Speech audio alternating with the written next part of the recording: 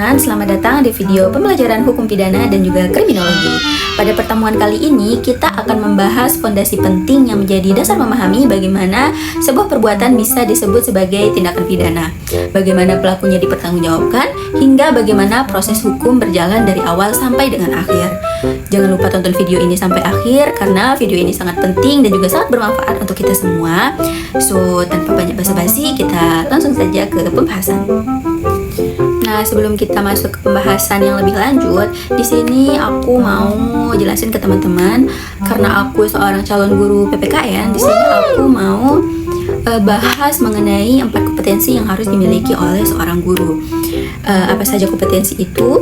Nah, kompetensi yang pertama yaitu kompetensi pedagogi, yang dimana kompetensi ini adalah kemampuan seorang guru dalam memahami peserta didik dan merancang pembelajaran yang efektif.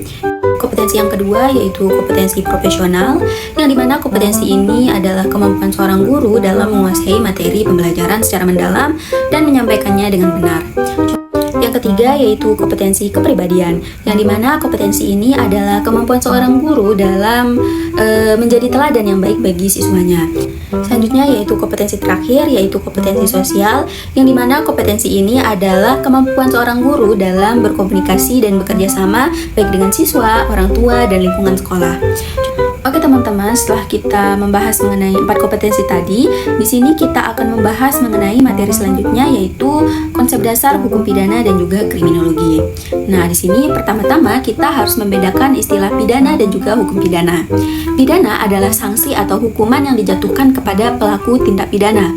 Contohnya seperti pidana penjara, pidana denda, atau pidana kerja sosial. Sedangkan hukum pidana adalah keseluruhan aturan yang mengatur tentang perbuatan apa yang dilarang, siapa yang dapat dipidana, dan bagaimana pidana itu dijatuhkan. Jadi, bisa kita simpulkan pidana itu adalah sanksinya, sedangkan hukum pidana itu adalah aturan yang mengatur sanksinya.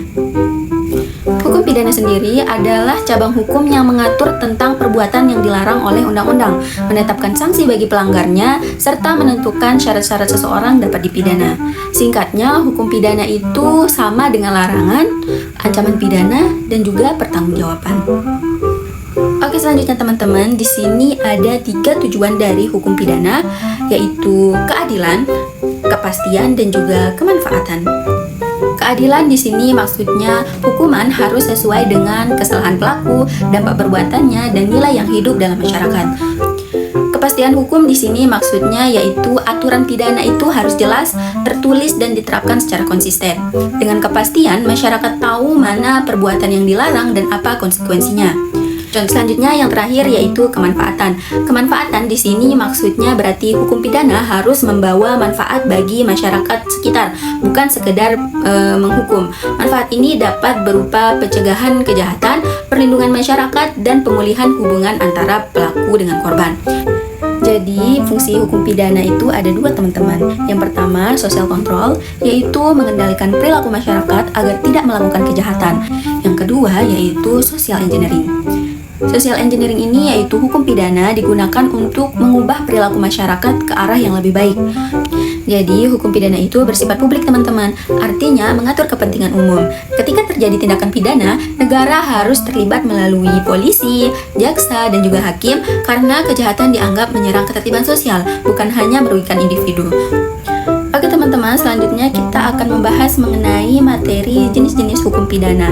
Di sini ada 4 jenis hukum pidana. Nah, di sini yang pertama kita akan membahas mengenai jenis hukum pidana berdasarkan bentuknya.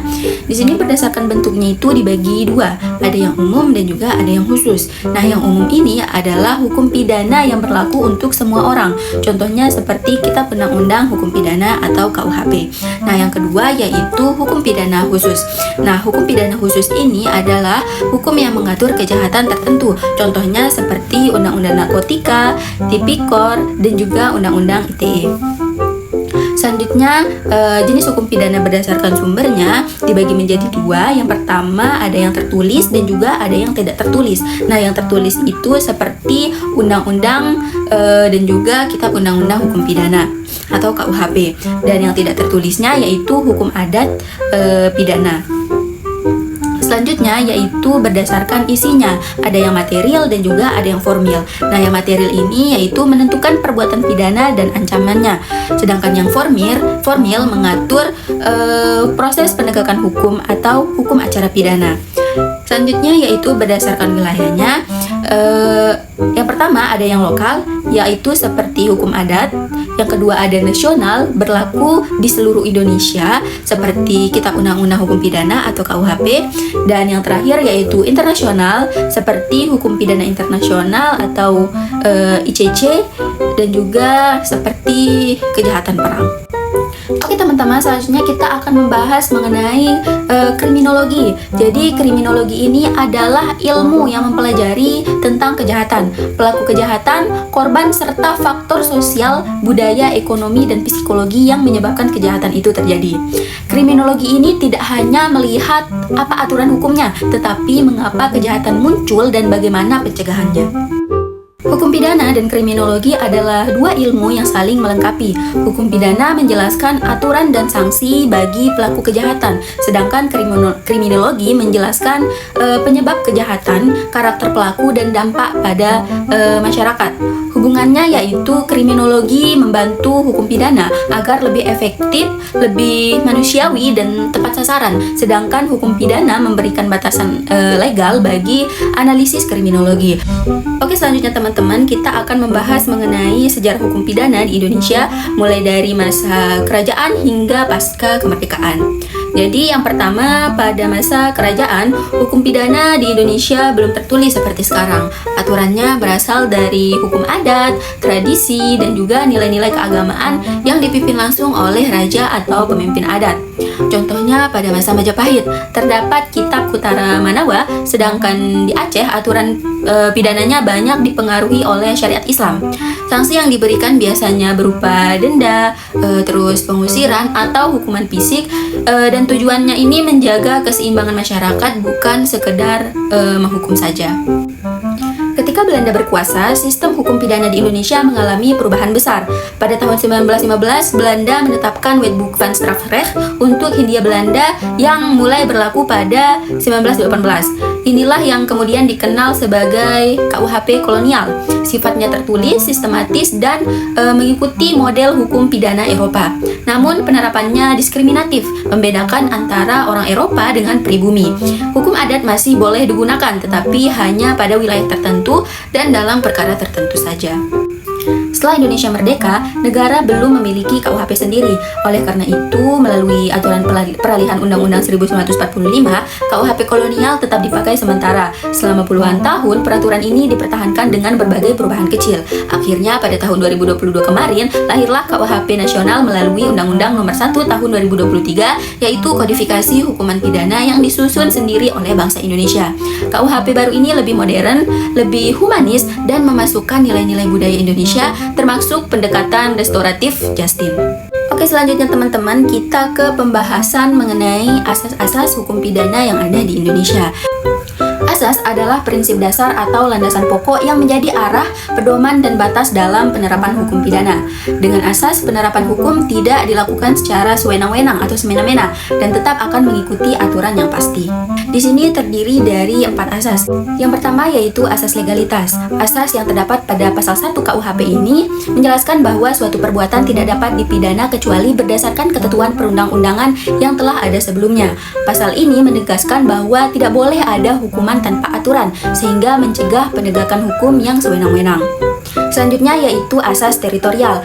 Asas ini terdapat pada pasal 2 KUHP yang menjelaskan bahwa KUHP berlaku bagi semua perbuatan pidana yang dilakukan di wilayah Indonesia, termasuk perairan dan juga udara. Selanjutnya yang ketiga yaitu asas nasional aktif. Asas ini dijelaskan pada pasal 5 KUHP yang mengatur bahwa warga negara Indonesia yang melakukan tindak pidana di luar negeri dapat dipidana berdasarkan KUHP. Selanjutnya yang keempat ada asas nasional pasif. Asas ini terdapat pada pasal 4 KUHP yang mengatur bahwa KUHP berlaku bagi setiap orang yang melakukan kejahatan di luar negeri tetapi perbuatannya merugikan Indonesia. Yang terakhir yaitu asas universal. Asas ini terdapat pada pasal 4 ayat 2 KUHP yang menjelaskan bahwa KUHP dapat diterapkan untuk kejahatan internasional tertentu seperti pembajakan, terorisme, dan kejahatan lintas negara. Oke, selanjutnya teman-teman, kita akan membahas mengenai perbuatan pidana. Perbuatan pidana sendiri adalah tindakan manusia yang dilarang oleh undang-undang dan diancam dengan pidana bagi siapapun yang melanggarnya. Intinya, suatu perbuatan baru disebut perbuatan pidana jika sudah ada aturan hukum yang mengatur dan melarangnya, atau asas legalitas. Ada dua unsur perbuatan pidana. Yang pertama yaitu unsur subjektif. Unsur ini adalah unsur yang melekat pada diri pelaku, yang berkaitan dengan sikap batin atau keadaan jiwa ketika melakukan tindakan pidana. Yang termasuk unsur subjektif yaitu kesengajaan atau dolus. Maksudnya pelaku memang berniat melakukan perbuatan tersebut. Yang kedua yaitu kealpaan atau kelalaian, bisa disebut kulfa juga. Maksudnya pelaku tidak sengaja atau tidak berniat, tetapi karena lalai menimbulkan akibat pidana. Yang ketiga yaitu maksud. Maksudnya ada tujuan tertentu ketika melakukan tindakan. Contohnya seperti membawa senjata dengan maksud mencuri. Yang terakhir yaitu perencanaan lebih dahulu. Maksudnya ada proses berpikir, merencanakan, serta bukan spontan gitu. Contohnya seperti pembunuhan berencana pada pasal 340 KUHP. Yang kedua yaitu unsur objektif. Unsur ini adalah unsur dari luar diri pelaku yang berupa fakta atau keadaan yang dapat diamati. Unsur ini biasanya tercantum dalam rumusan pasal. Unsur objektif ini meliputi pertama, perbuatan atau tindakan nyata yang dilarang. Contohnya seperti mengambil barang milik orang lain. Yang kedua yaitu akibat atau dampak yang ditimbulkan dari perbuatan tersebut. Contohnya seperti korban meninggal pada kasus pembunuhan. Yang ketiga yaitu objek perbuatan atau siapa atau apa yang menjadi sasarannya. Contohnya seperti barang dalam kasus pencurian.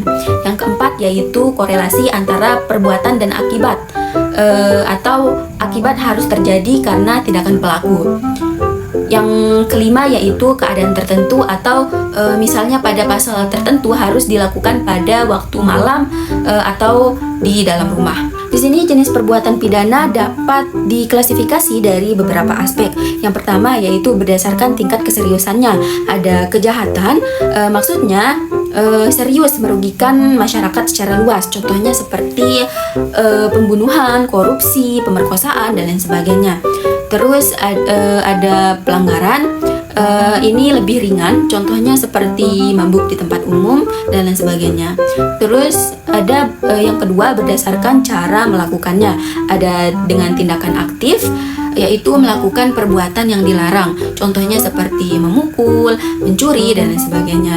Terus ada dengan kelalaian, yaitu tidak melakukan sesuatu yang wajib dilakukan, contohnya seperti orang tua yang tidak memberi makan anaknya. Terus ada dengan perbuatan berlanjut, contohnya maksudnya yaitu serangkaian tindakan yang dianggap satu perbuatan pidana.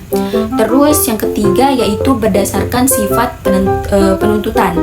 Ada delik biasa, yaitu dapat diproses tanpa laporan korban, contohnya seperti pembunuhan.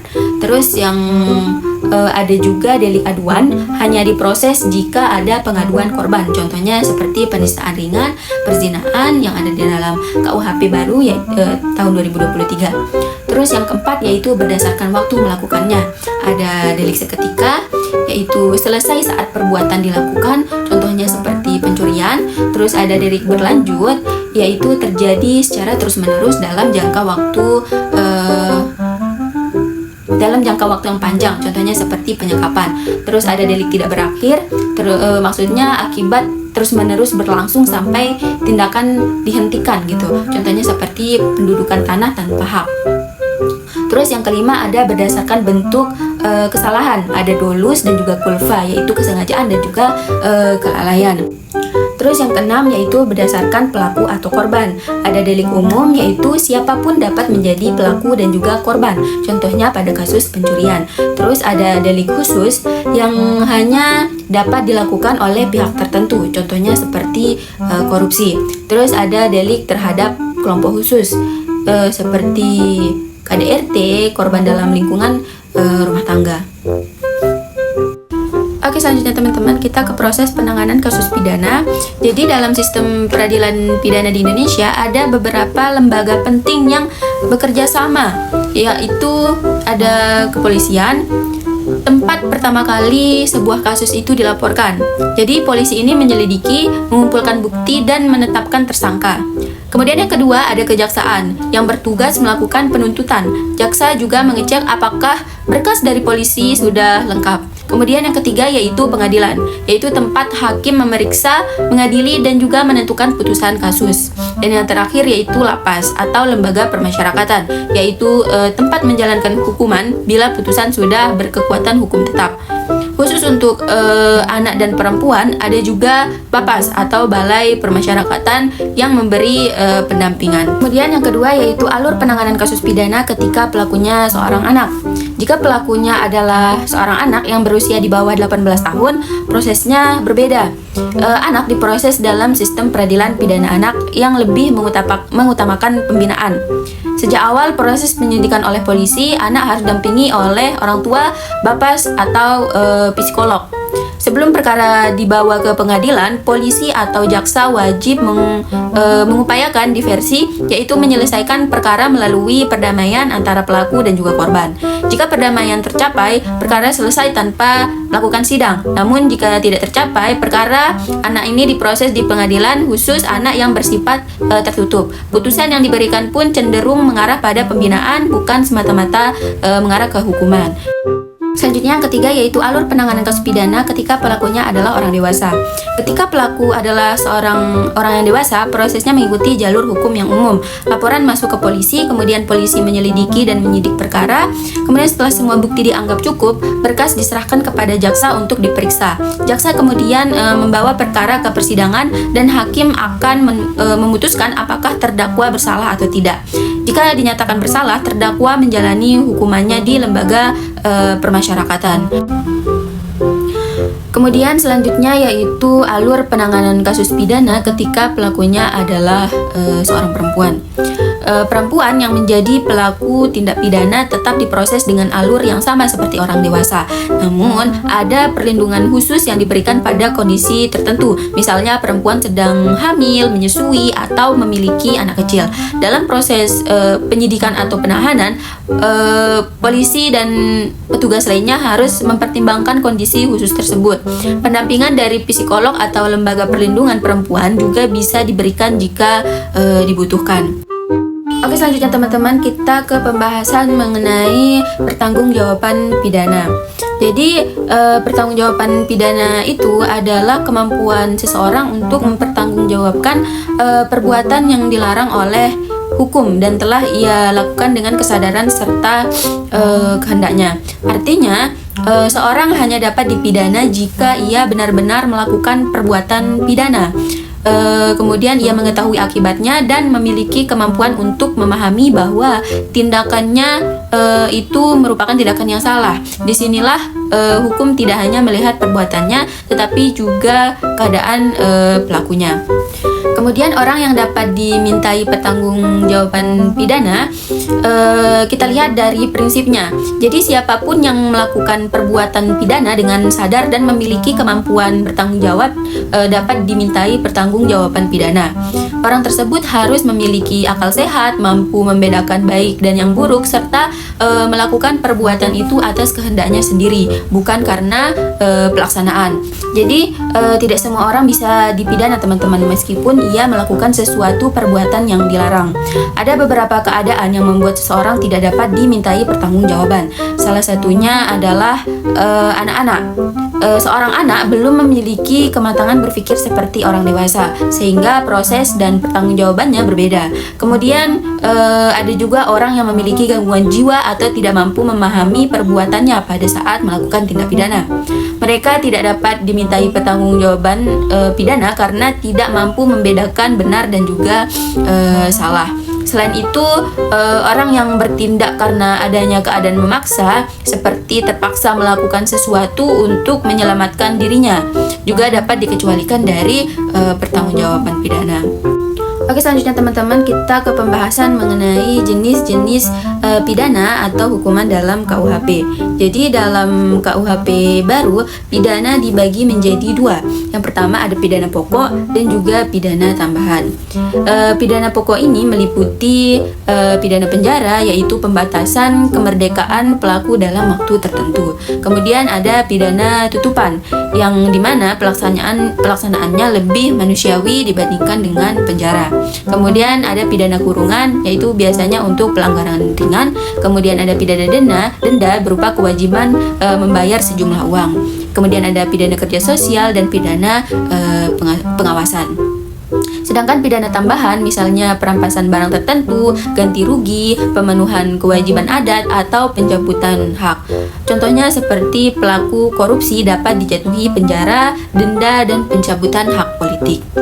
Kemudian pidana untuk anak. Jadi untuk anak ini penanganannya berbeda. Di Indonesia menggunakan pendekatan restoratif justice. Pidana untuk anak ini berupa peringatan, pembinaan, pelatihan, kerja, pidana kerja sosial, pengawasan, ataupun pidana penjara yang jumlahnya hanya setengah dari orang dewasa. Misalkan seperti seorang anak berusia 15 tahun mencuri sepeda. Hakim bisa menjatuhkan pidana kerja sosial atau pembinaan di luar lembaga, bukan langsung memenjarakan. Selanjutnya yaitu pidana mati. Jadi pidana mati ini dalam KUHP baru bukan lagi pidana pokok, tetapi pidana khusus dan sangat dibatasi. Menariknya, pidana mati sekarang dijatuhkan dengan masa percobaan 10 tahun. Jika pelaku menunjukkan perubahan perilaku, pidana mati dapat diubah menjadi penjara seumur hidup. Adapun yang mendukung pidana mati karena dianggap memberikan efek jera, tapi ada juga yang menolak karena alasan hak asasi manusia dan juga resiko salah vonis.